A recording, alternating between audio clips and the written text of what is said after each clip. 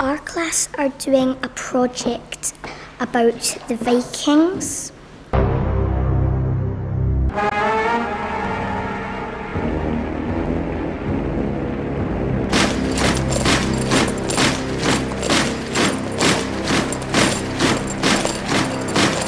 We've been asked to do an interdisciplinary learning project, and we've chosen to do it on the Vikings. We were asked to think of an interesting way to really focus on assessment within Vikings. Normally when we plan our topics, we think of all the interesting activities, we look at all the different experiences and outcomes that we can link to the topic.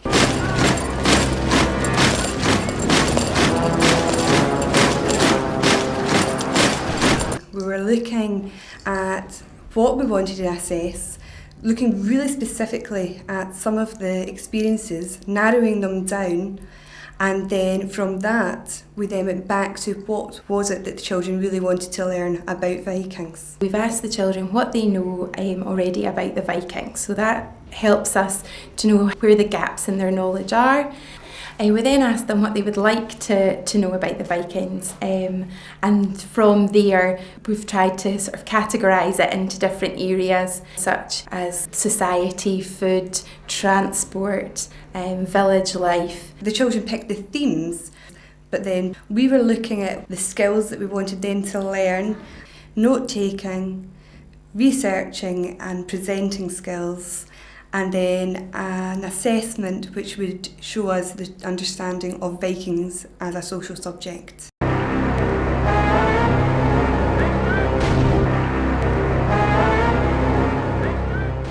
This morning we've been learning about note-taking. I found this great book, Who Were the Vikings? I've just given you out a page from this book called Did They Have an Army? Although this is a social subjects topic, we're looking at skills through literacy and numeracy.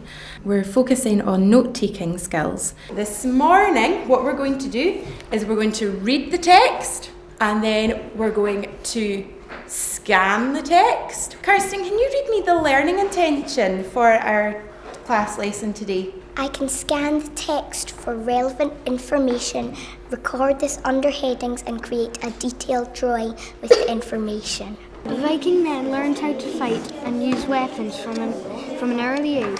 When the berserks were around, everyone was scared, even other Vikings. Terrier of the North.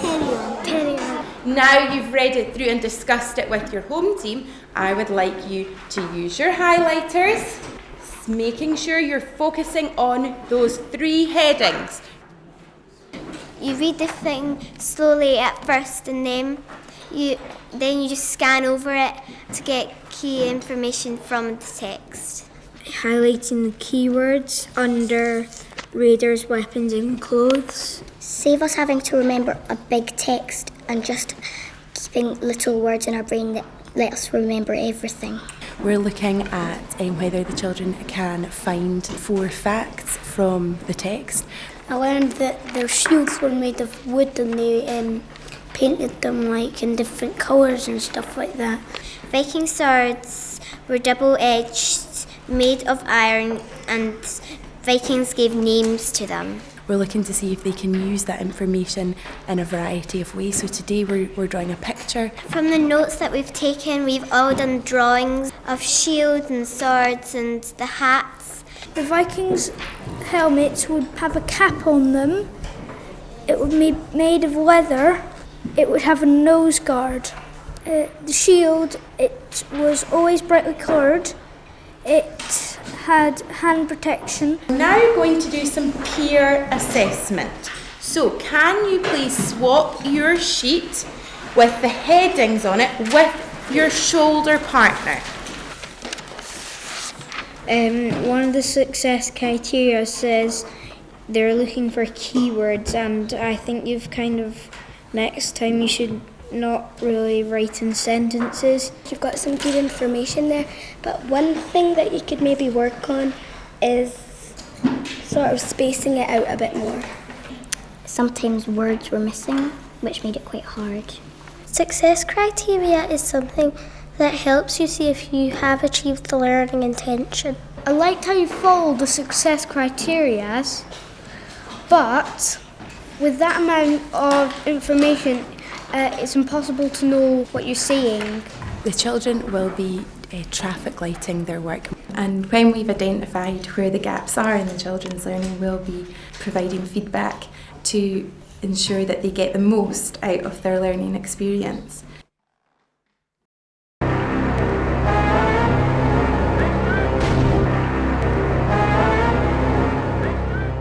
Who had the spear of justice? Was it A. Odin, B. Tyr, C. Thor, or D. Charlie Bucket? The children will be making up their own quiz about Viking gods. They'll be working in cooperative groups to think up questions to ask the rest of the class. The learning intention today is we can make up questions about Viking gods for the other teams to answer. We've gone into expert groups and learnt about certain Viking gods. Everybody in the group came up with a multiple choice question. What is Odin's wife called? Anna, Frigg, Woden or Fig? Where did Odin break into? A longhouse, B the bank, C Odin's hall, or D the cafe? We had to make it like really similar choices, and that'll make the questions more challenging. What is Freyr's bower called? A. Fenrir, B. Loki, C. Gullinbursti, or D. Gullin? Children will be putting these onto the Sentile voting device, and then we'll be using the clicker buttons to assess whether the children know the answers to the questions. This is the clicker, and this is how we vote. When the question comes up on the screen, you press the answer you thought was right. Right, question number 1. What did Freyr control? Was it A, rain and sunshine, B, thunder and lightning, C, fruit and vegetables, or D, storms? It tells the teacher if you've got a question right or wrong. It means she can test our knowledge, and also it means she knows that we actually did do the work. Although we'll be assessing their group activity, we'll also be able to individually track each child's understanding. If my teacher saw that somebody was stuck on anything, then she would be able to go and help them with that topic.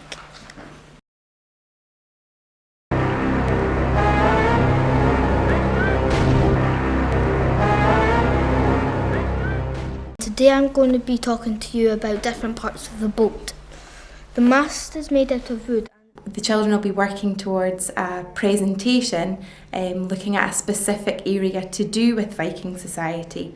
Meanwhile, within literacy lessons, children are going to look at presenting skills. What makes a good presenter? We're looking at eye contact, we're looking at gesture, pace. We're breaking down the experience and outcome. The prow was the boat's spirit and was at the front. It was designed to look like a scary creature, for example, a hawk or a dragon. You have to make lots of eye contact with the audience, and you have to have expression. My name's Phoebe. My name's Megan. And we're the Pink Group, and we were researching languages. You need to be well paced and have a loud enough volume for everybody to hear you, but not too loud. Speak very clearly. You have to have pictures to help you with it. If you were explaining something, you could point to the picture. It's not just one memorial stone outside the garden. There are lots of them. It's like a whole graveyard. Not repeating the same thing over and over again. For example, like saying the boat is called a longship, the boat is called a longship.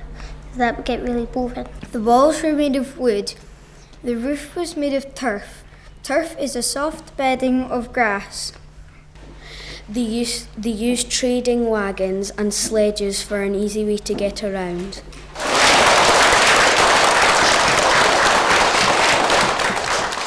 Okay, for that group we're going to do 2 stars and a wish. Can I have some suggestions for a star, please? I thought the pace was really good. They spoke very clearly. They had pictures to help them along. My wish is they could speak a little bit louder. They could have used a bit more expression. I think they could have used a bit more eye contact. They keep looking at the pictures and they didn't really look at the audience. Peer assessments are important because you can find out what other people think you can do better at. It tells you what you need to work on in order to improve your learning.